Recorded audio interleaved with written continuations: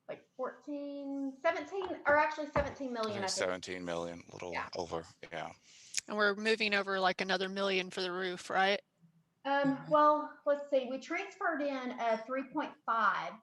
Right now, our current projects, we're at a little over 3.8 on projects right now.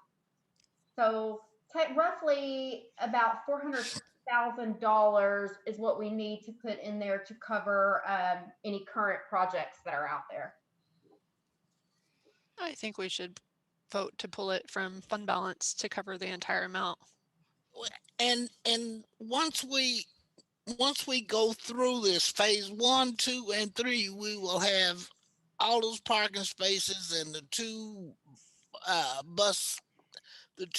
bays and the building to wash the things in. We'll have all of that. And a permanent office for the staff. Yeah. And additional parking for drivers and transportation staff. That's when we finish phase 1. No, phase 1 is only the bays. No, phase 1, 2, and 3. Yes. Yeah. That's everything. Yes, ma'am. Okay. So to do all 3 phases, what is that? A little over $1 million? 1.5. Yeah. 1.5. I added it up. Yeah, 1.54 rounded up. So Aletha, just to clarify, you're just saying to go ahead with phase 1. Yeah. You're like, just go ahead and do it all. No. Wait. No, I think Dr. Liggins' plan is to possibly present some kind of bond for additional schools, including this phase 2 and phase 3. That's what I'm getting. Yeah, I think it'll probably be a good idea next semester to convene a committee of community members to look at all of our facility needs and bring a recommendation to the board sometime later next fall. So I have one quick question, sirs. On your $246,000 estimate for the 2-bay building, and is that based upon today's cost, or is that a couple months old, or do you know? That's based upon today's cost, escalated to right around the end of May, beginning of June. Okay, because I also am on a board of directors for one of the local water companies, and we're trying to build a tower, and we got a surprise when we got our bids of about double the price of steel in the last couple of months. Yeah. Yeah, you're right. Some of the fact that everybody's busy in the marketplace, especially plumbers right now, it's a challenge to use your crystal ball and predict what construction costs are going to be in 3 months, much less 2 years. Okay. Mm-hmm. So you're exactly right. Whenever I put the budgets together on this, I did include the escalation to get it out to the end of May, and then also included some contingencies to try to take care of some of these, like steel, and I hope steel comes down. Lance, just for clarification, because I know that when we're looking at some of these numbers, you're actually talking about construction cost, but that also does not include the cost for professional services, et cetera. So correct. If we're looking at, just so that we're on the same page, if we're looking at doing the wash bay and everything for phase 1, and I guess you can throw in at that point the alternates as well, just for fun, just to see what we're talking about. And then the professional costs, what does that bring us up to? If you did it based on the construction cost of $522,800, that's your construction cost budget. And then you add the professional services fees, the permitting fees, the furniture, fixtures, and equipment, because you are going to need to buy new pieces of equipment for the maintenance bays. You're also going to need to pay for geotechnical investigation, construction material testing. So all of those elements included. Let me do the math real quick.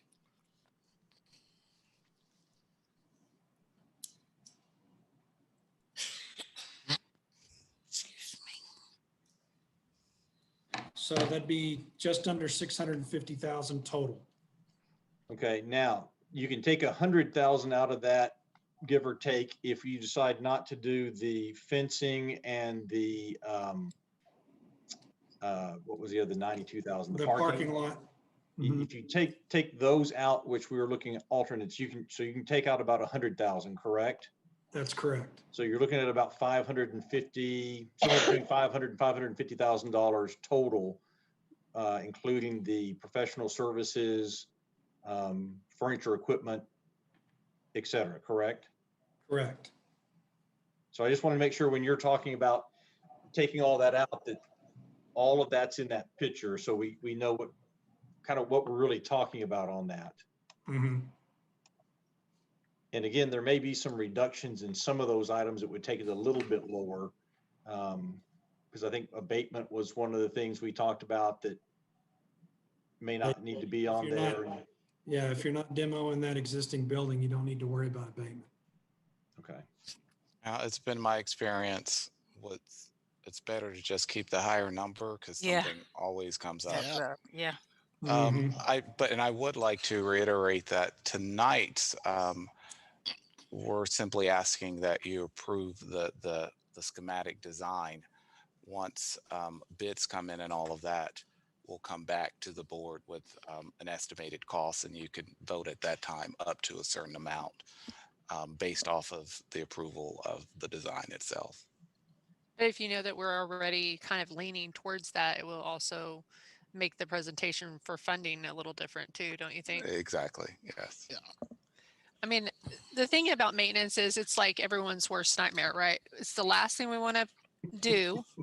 I went back through all the agendas just to kind of figure out like how many times this has been presented, because I honestly forgot, because maintenance isn't always, you start talking Dr. Anderson and I kind of get a glazed look over my eyes because it's not my favorite subject. My wife says the same thing when she talks to me. I tell Tim that too. I'm like, less detail. So I did see that we had a presentation in February of 2019, which was before I was on the board. And that was very similar to the presentation you gave tonight, almost, like some of the same diagrams and everything. So in 2 years, we've done nothing. So it seems like we should do something. And since we do have a much healthier fund balance now than we did 2 years ago, it seems like the appropriate time to do it. We have had those discussions over a number of years. The bus barn is always the last thing that you even want to talk about, even if you have walked in there to see how cold it is in there in the winter. Yeah. So you're right. It's time to do something. It's a priority to me Yes. to at least get the 2-bay bus maintenance building where they are enclosed fully. I'd rather just get that whole building done and. Mm-hmm. But if we have to do it, yeah.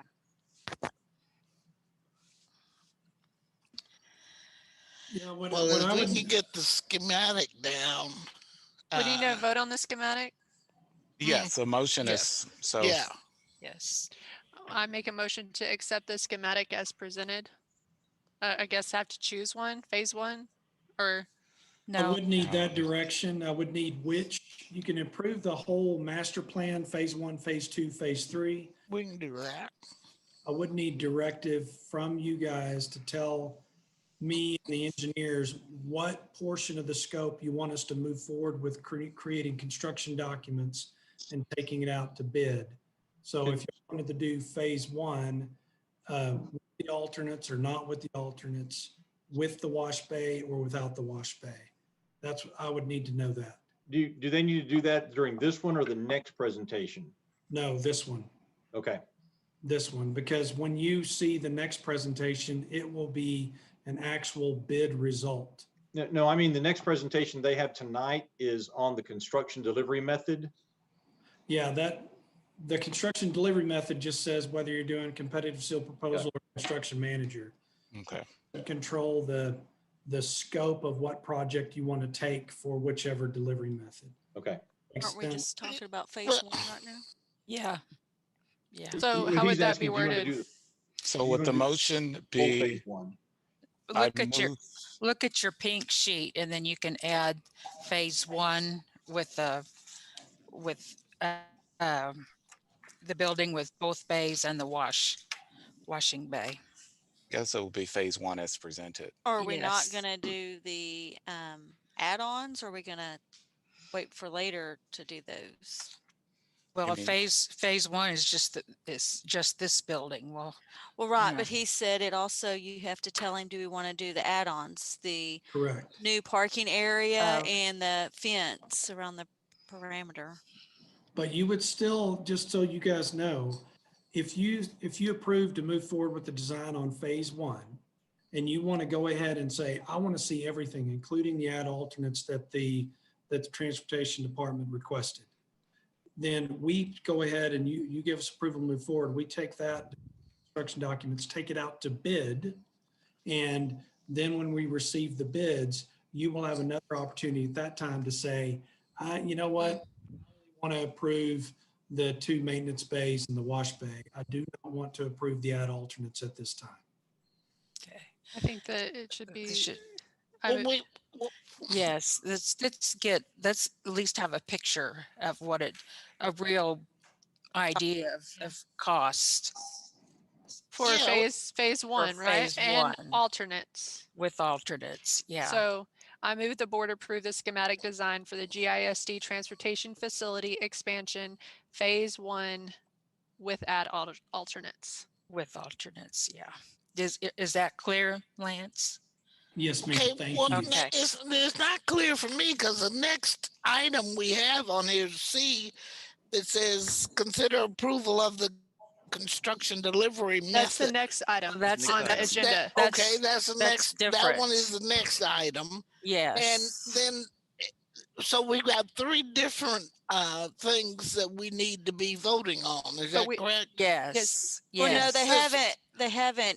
haven't got Presented. to the construction delivery method. Yeah. We haven't got to that point yet. That's next. After this vote, they're going to present So that. so we've got 3 different motions on this one thing. Why is this so 2 confusing different. for me today? It's actually 2. Well, it's 2 different. Two for this one, and then 1 for the practice facility. Is that may be what you're seeing? But okay. To practice how to park? No, for the at the high school. No, I'm not talking about Replace the that. I got turf. 3 Okay. different things with the bus approval on here.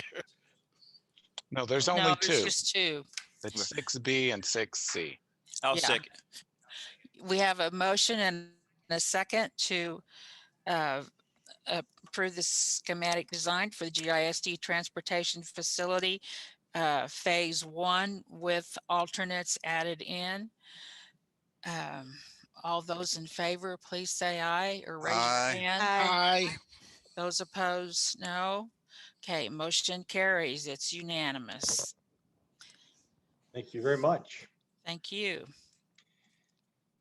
I thank you very much. Thank you. Oh, I bet you You're do. welcome. Yeah. Yeah.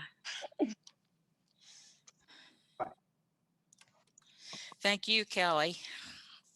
Okay. For item 6C, the approval Yes, of the construction delivery method. Mhm. Dr. Anderson will take that one as well. I'll try to make this as painless as possible. So this is the next It won't step. be. Yeah. Yeah, it will. The next steps It's okay. in what we're doing. So you've approved the schematic design, the overall concept of all 3 phases, but giving us the marching orders for phase 1 to go out and get pricing. So Shannon, if you'll go to the next slide, please.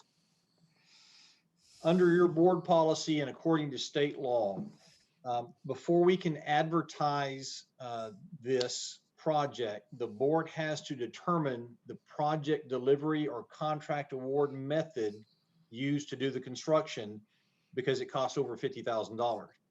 So according to your policy, to assist the board, the superintendent recommends a project delivery or contract award method that is going to provide the best value for the district.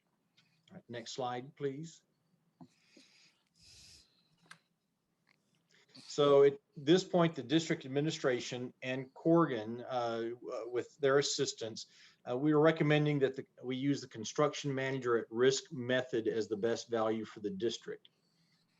So what that means is that, and you go ahead and go to that next one, Shannon, you were fine.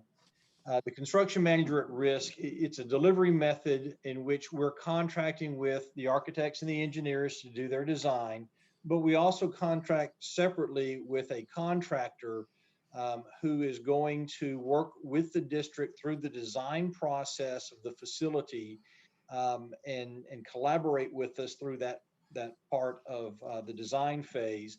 Then they will bid out their work for this. If you'll go to the next slide. So a construction manager at risk basically is going to assume the risk for the construction at a contracted price. They'll act as kind of a general contractor. They'll provide that consultation to the district during and after the design of the facility. And usually there is a guaranteed maximum price that they come up based with the bids that they get through this process. The next slide, please. So the requirements are that if you're going to do the CMAR method, is that you select the contracting method, the CMAR, that we give public notice of the project. We publish a contract selection criteria, how we're going to judge those who apply. We make our evaluations public after the contract is awarded. And then we provide the ability to inspect, verify, testing for the acceptance of the facility by the district. And then the next slide. And so it's our recommendation that we go through the construction manager at risk as the construction delivery method for the district to bid this out.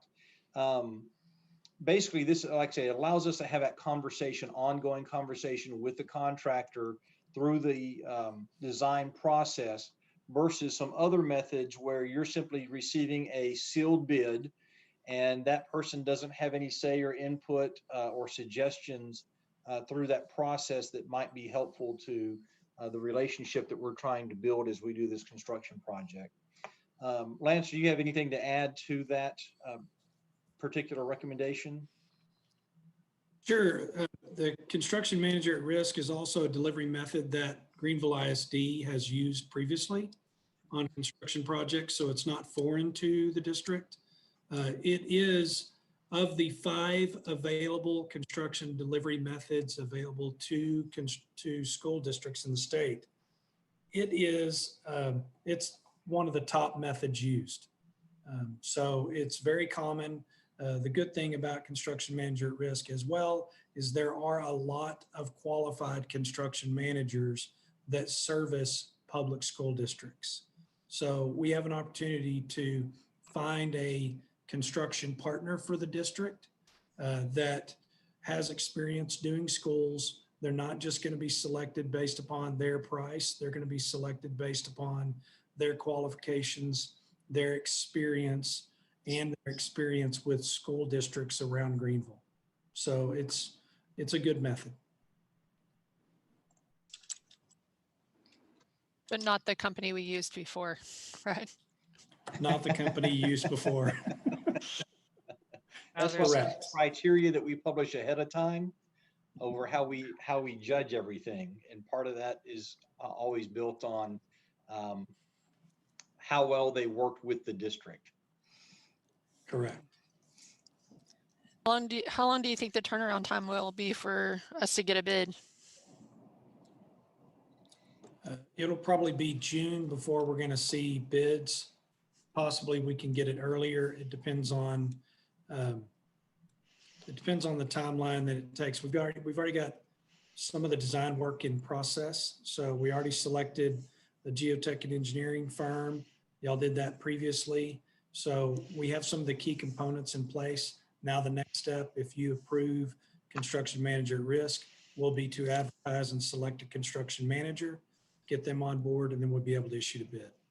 So I'd like to shoot for May and be able to have numbers to bring to you guys in June. That'd be great because you looked at the costs until May, right? Yes, The- yes. So I'm hoping for Exactly. May. All right. But now I just don't want to set anybody up to think that the contractor can start construction and have the building completed before August. That will not happen. They need time to build it. And So we want it built it right. would be completed in the fall. Yeah.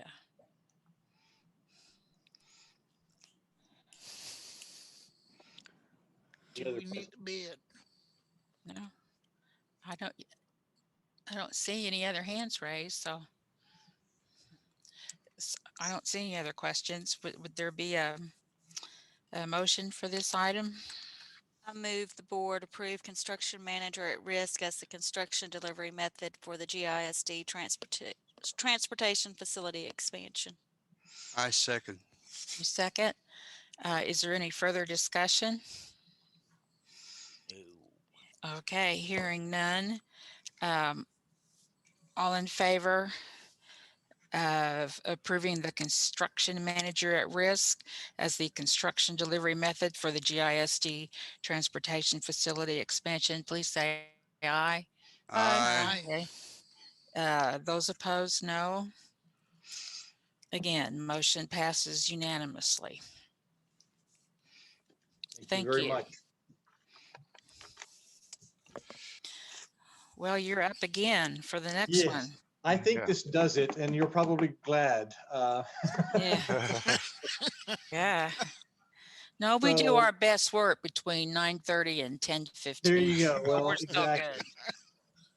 All right, let's talk for just a moment about the indoor facility turf replacement, and I'll go through this as quickly but as thoroughly as possible.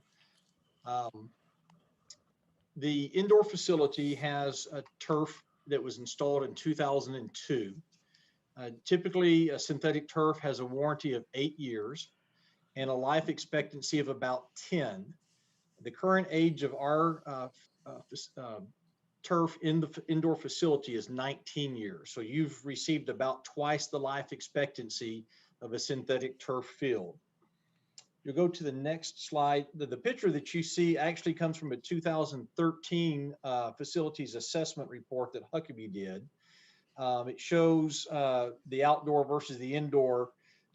What you see on the left-hand side of each of those sections that's taped on there is a piece of the turf as it should be when it's new or newer.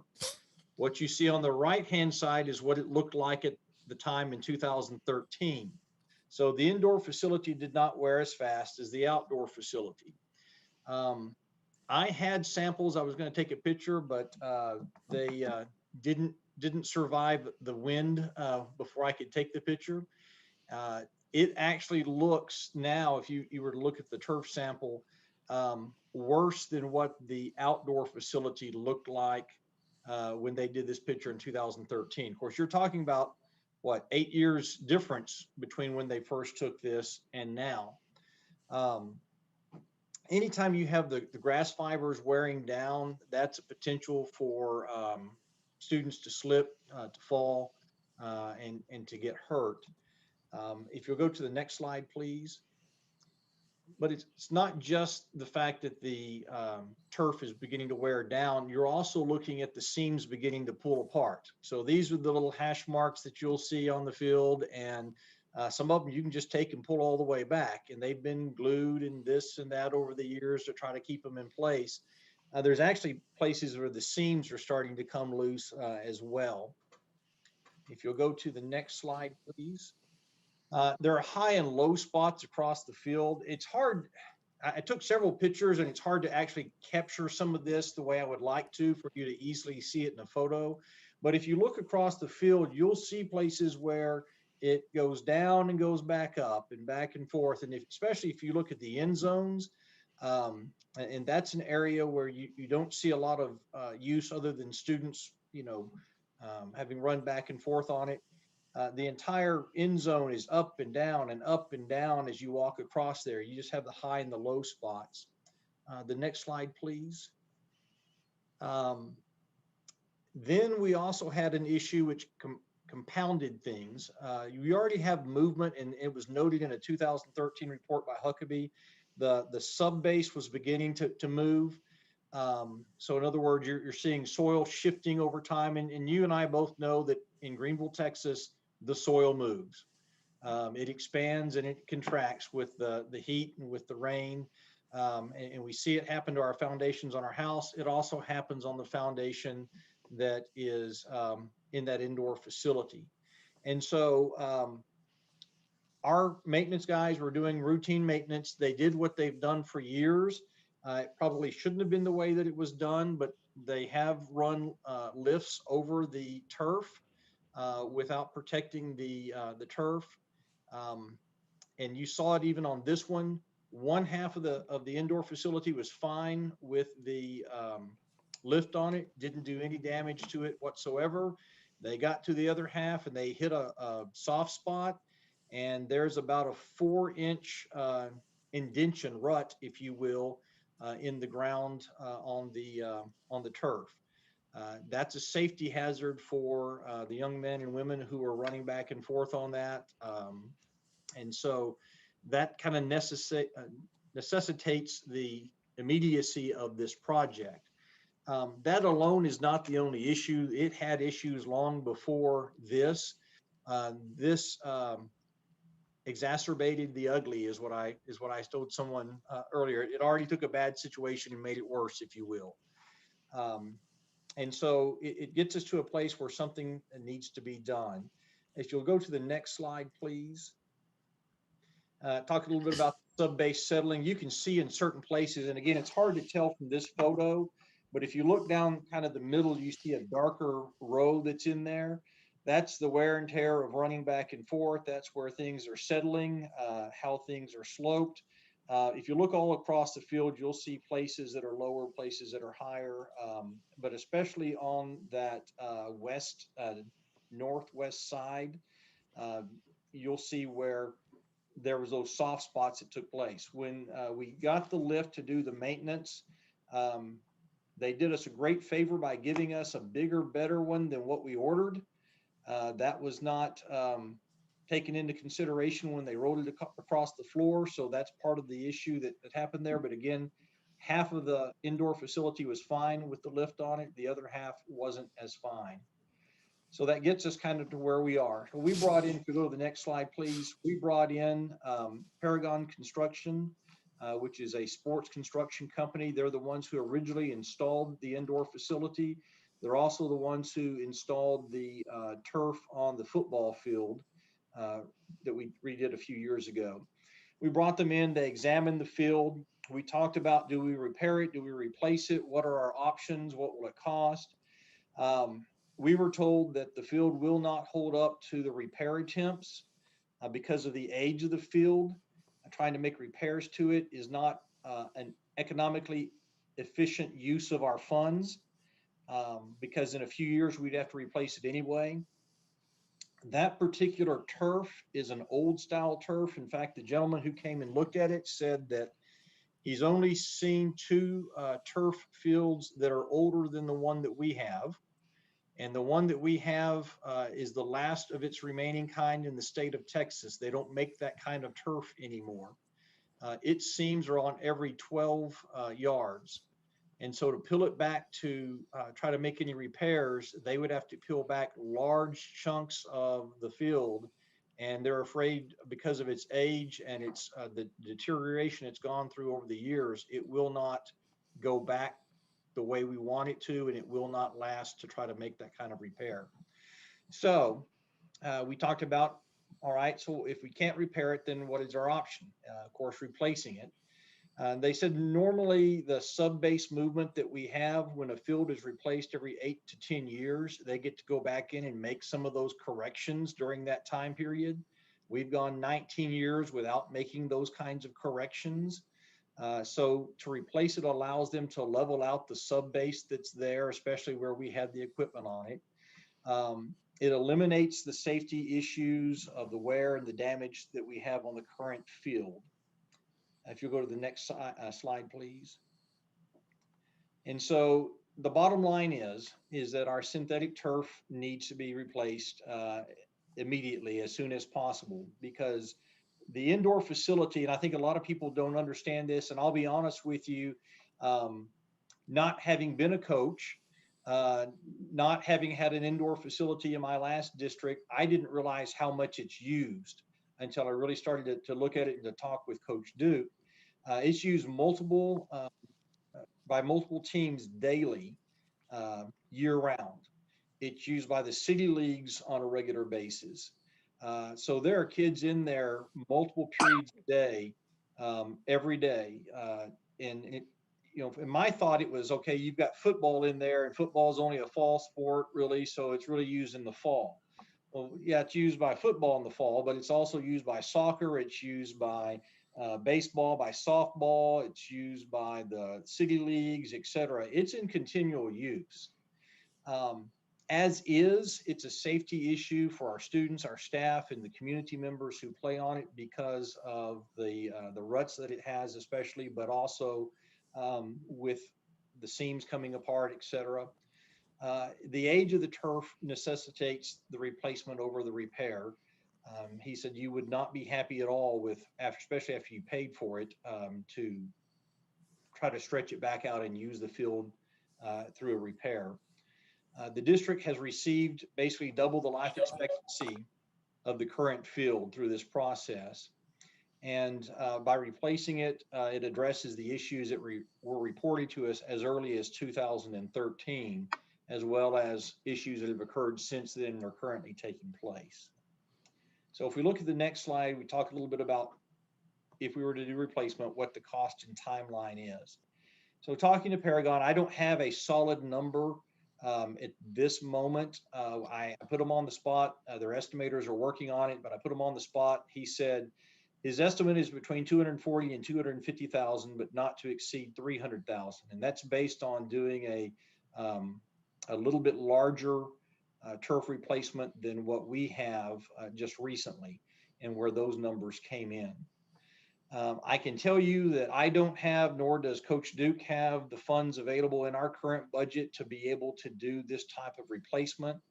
And the concern is that if we wait to try to budget for next year, it's a safety issue for those that are on that, especially with the daily use. And summer being one of the big times that it's used for camps and everything else. It will take, from the time that construction begins, approximately 3 weeks to be able to do the replacement of the turf, plus whatever time it takes to get on their schedule to do that. So in order to make this happen, the board has to do two things. They have to approve a construction delivery method, which we'll recommend in a moment, and the board has to approve an expenditure over $50,000, which this would be. If you'll go to the next slide, please. So the recommendation that I'm making to you is that the board approve an interlocal contract, that is a purchasing co-op, as the construction delivery method. What happens in a purchasing co-op is they go out on a yearly or every few year basis, and they put out a request for proposal from these different vendors. They give what they consider to be their lowest price. They bid on it, and then there are set amounts that are in those contracts based on square footage, the amount of work that has to be done, et cetera, that they've bid on, and the cost of those materials. So it's the recommendation that we use an interlocal contract. It's already been bid out through a purchasing co-op. That we name Paragon Sports Construction as the vendor, because they are the ones who've installed this turf field, the one before. And since we got twice the life expectancy out of it, I think they did a good job the first time. And that the board approve an expenditure not to exceed $300,000 to be able to do this replacement. Of course, that $300,000 would have to come from fund balance because it's not in the current budget. And then if you go to the next slide, there's actually two of them, this one and the one after that. That's just to show that you know, you can see that it's used by lots of people. This happens to be the community that's using it. Coach Duke sent some other photos that once they were blown up were a little bit more blurry, but it is used by students on a regular basis and year round, and makes a great impact on the community. It's also one of the facilities that the county considered using for doing vaccinations. So it's a multi-purpose facility. But at this point, it needs some attention and some love. Like I say, we've done a great job. We've got twice the life out of the roof on the high school. We got twice the life out of the turf of the indoor facility. So we've gotten our money's worth, that's for sure. But we want to be able to move it to the next phase. And I promise, with the damage that occurred with the water and everything else, we've not actually seen Coach Duke anywhere on the cameras running around sabotaging anything. It just all happens to be the athletic facilities that we're having to focus on at this point in time. So do you have any questions, and I'm sure you do, over this situation and or anything that I presented this evening on the turf replacement? Do we have to approve the construction delivery since we want to have Paragon do it? Or can we just approve Paragon to go in and replace it? You'd have to do both, because it's over $50,000, you have to name a construction delivery method. But basically, your recommendation is that we use an interlocal agreement, which is a purchasing co-op, for Paragon. So we can get Paragon through that agreement. Okay. And so I think there's a sample motion that's in your packet.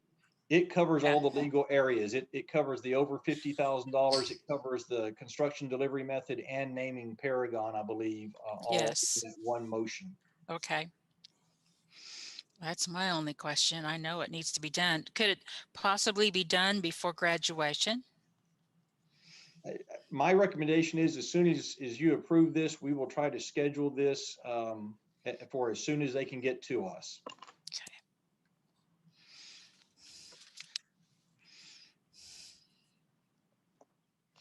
Anybody else have a question? Okay. Is there a motion on this matter? I move the board approve the construction method of interlocal contract with Paragon Sports Construction for a cost not to exceed $300,000 as the best value method for the installation of the synthetic turf for the Greenville High School indoor facility. I second. And we have a motion from Roger and a second by Aletha. Any further discussion? No. Okay, all those in favor, please say aye. Aye. Aye. Those opposed, no. Motion carries unanimously. Thank you very much. I appreciate it. I think that's the last you've heard of me tonight. Okay. You have all our money, Dr. Anderson. You should be very happy.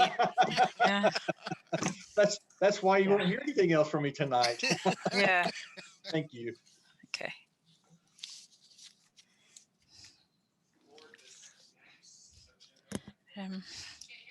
The vaccine. Yeah. No, you're not.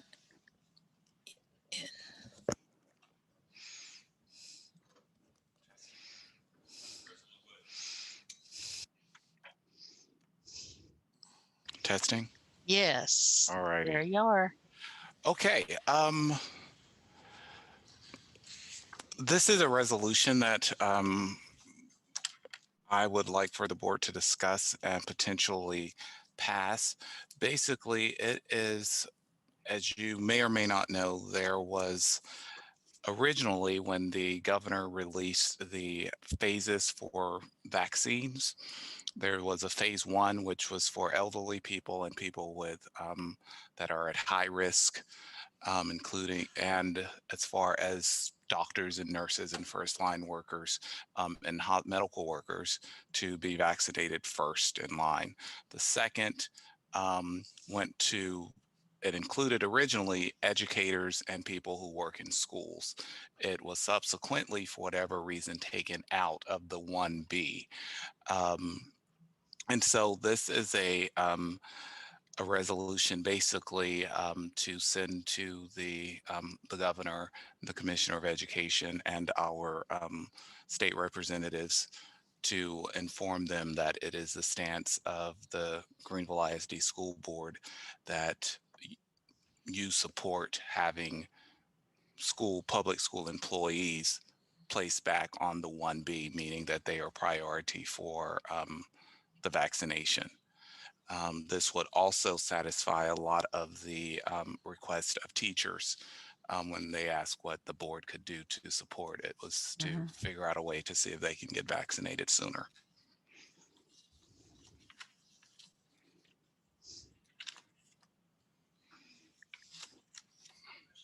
Yeah, so at this time, it would be appropriate to accept a motion.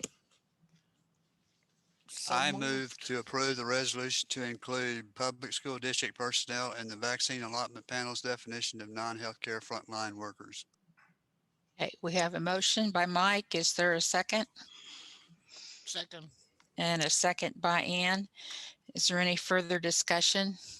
Well, I would like to say, not only should we do this as a board, but I've already done it, but if we individually send and get your friends to send emails or texts to the governor's office and TEA and our representatives, that also might help put a little bit more pressure on.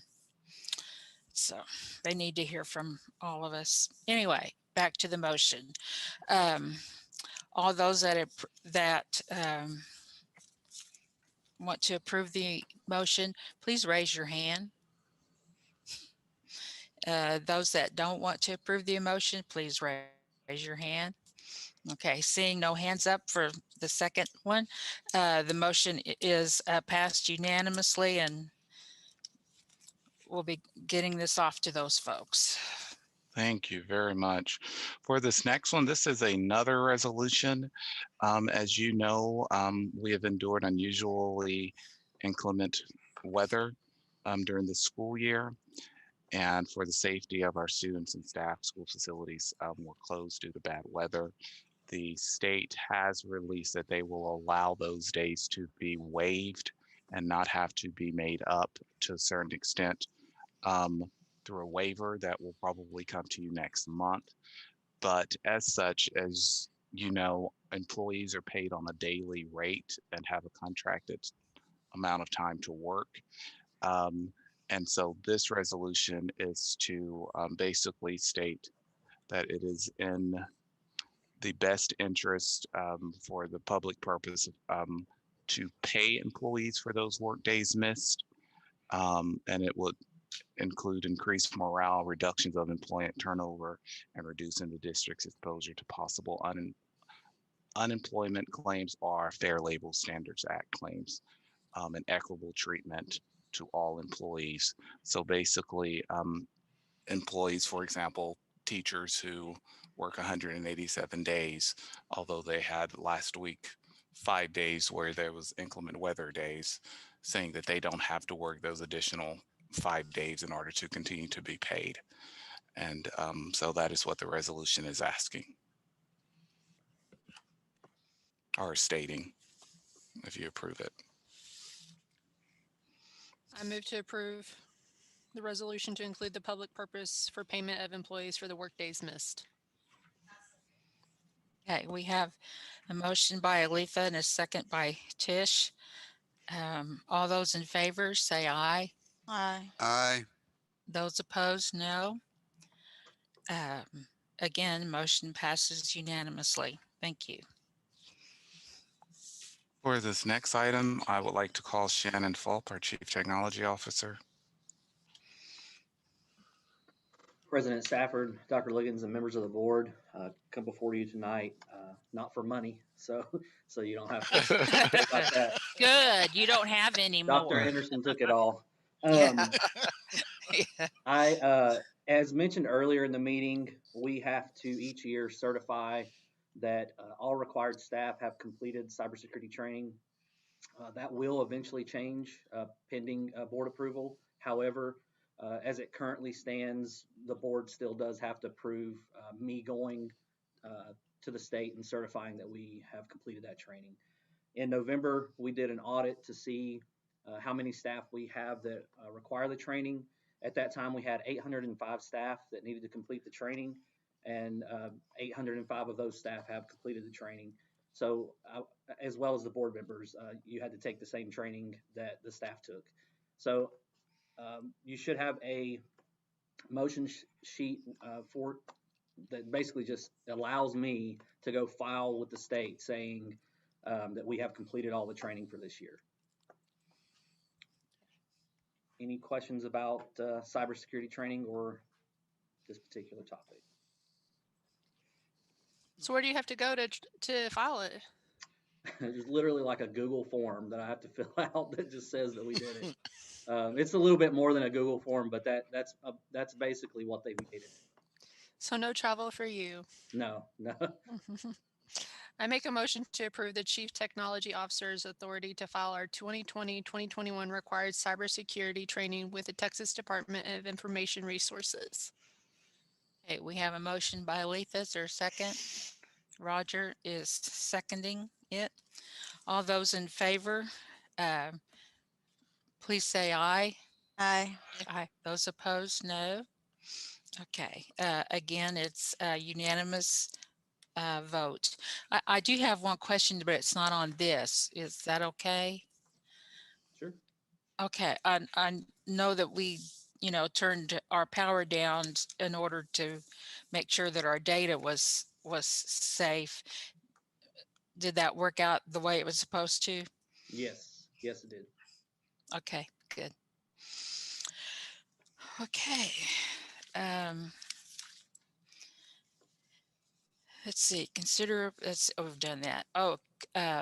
Consider possibly amending the COVID-19 safety response levels. Yes, for this section, I'd like to call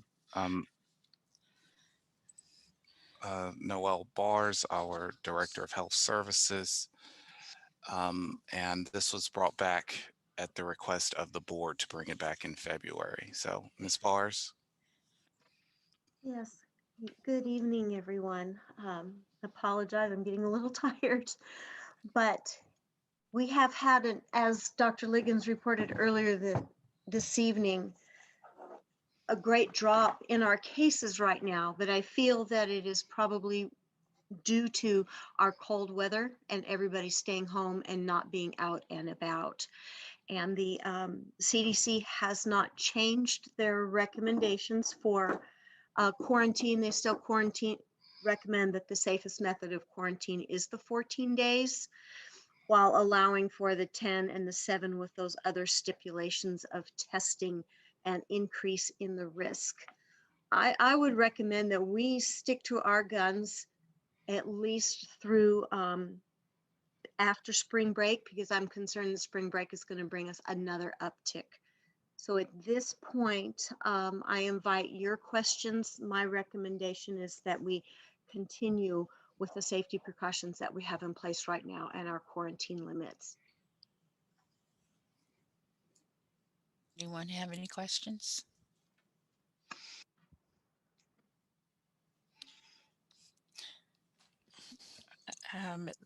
There aren't any questions. I'm taking that as a sign that we would concur with her recommendation. That since we're not changing anything, we don't need a vote. So we will hear from you after spring break. Right. So thank you. Sorry you had to wait so long. Oh, that's quite all right. You all are working hard.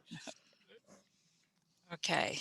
Next on the agenda is the consent agenda. Consider A is the monthly financial report. B is a purchasing cooperative participation report for 2020-21. Consider approval of vendor list, approval of waivers for CPR training requirement for 2021 graduating seniors, and board minutes for January 19, 2021. Did you want to say something about the waiver? Or it was Yes. pretty self-explanatory, but. Yeah, as you know, the state requires now that all high school graduates take CPR training. They are allowing a waiver because it requires close contact between students in order to do it. So for COVID purposes, they're allowing districts to submit waivers to not require that to graduate this year. We do. We have to offer it. Oh, wait, you mean we would not offer it if we do the No. waiver right now? We haven't done any. Mm-mm. I did have one question on the financial report. I don't know if who would be the one to best answer it, but I noticed, does anybody else have something that they would like to pull? Well, this shouldn't take very long. I noticed that we approved, or a vendor is on the list to come and do grounds work for the athletic fields. Is that something new, or has that been, I thought our own groundskeeper took care of the athletic fields. We do. That is the case, and correct me if I'm wrong, Anderson. Vendors just fill out, just because a vendor's added to the list does not mean we're utilizing them. Anyone in Okay. the public can come and say, I want to work for the district or Okay. be a vendor of the district. So we're not changing anything. No. Okay, We- that was, Yes, we still have our grounds doing that. Now, Coach Duke has contracted out some work with a vendor to supplement what's being done. But we have guys dedicated to doing the grounds for the athletic department. okay, that's what I thought, but I wanted to, since I saw that, I wanted to make sure there wasn't a change that I was unaware of. So, okay, and let's vote on the consent. Well, I guess we need a motion first for the consent Move to approve the consent agenda as as presented. presented. Well, I think that was unanimous. Okay, okay, by Ann. Okay, is there a second? Second. Okay, by Mike. All those that wish to approve the consent agenda as presented, please say aye. Aye. Those opposed, no. Okay, again, it's unanimous vote. The ayes have it. The yeses have it. Okay. Does well, do you, we need to go into closed session. Yes, ma'am. Do you want read the spill and then take a couple minutes break before we start closed session? Okay, all right. Closed session will be held for the purposes authorized by the Texas Open Meetings Act, Texas Government Code Section 551.071. It's in sequence, concerning any and all purposes permitted by the act, including but not limited to the following sections and purposes. Texas Government Code Section 551.071, consultation with the board's attorney on all subjects or matter authorized by law. Consider legal advice regarding personnel issues. Consider legal advice regarding any agenda action item. Texas Government Code Section 551.074 for the purpose of considering the appointment, employment, resignation, evaluation, reassignment, duties, discipline, termination, or dismissal of a public service or employee. We will now, it's now 9:58. We will take a 5-minute break, and we're now in closed session. Okay. I just got to stand up.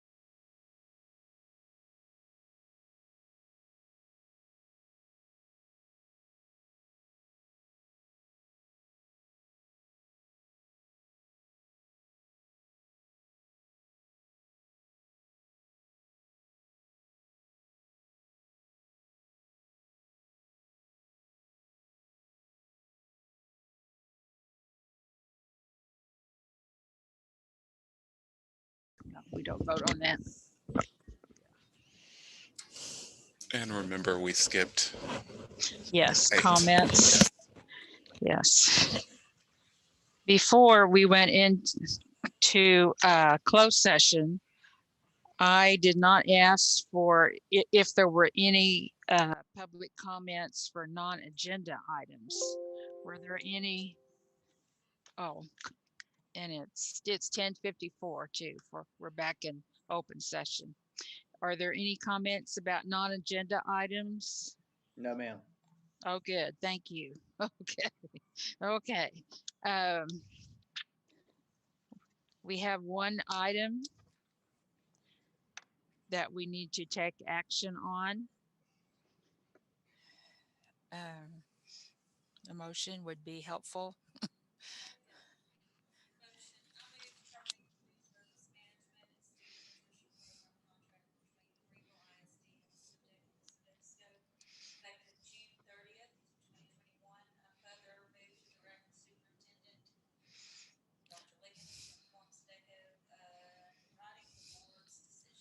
Yes. Sharon Tish made that motion about terminating Sodexo. She was going, I can't hear you, so she's taking minutes. Okay, there's a motion. Is there a second? Roger, I think there's thirds, fourths, and fifths. All those in favor of this motion, please say Aye. Aye. Those against, please, same sign. Nope. Again, it's a unanimous decision that Sodexo will be leaving our district June 30th, 2021. Okay, is that all you need, Sharon? Did that work? Okay. Okay, if there's no other business, or do we have anything else that needs to be brought? There is one other Workshops? thing, a workshop. Workshops? There is a workshop according to the board's schedule in March for maintenance, operations, and technology. It is my recommendation that that workshop take place on March 30th.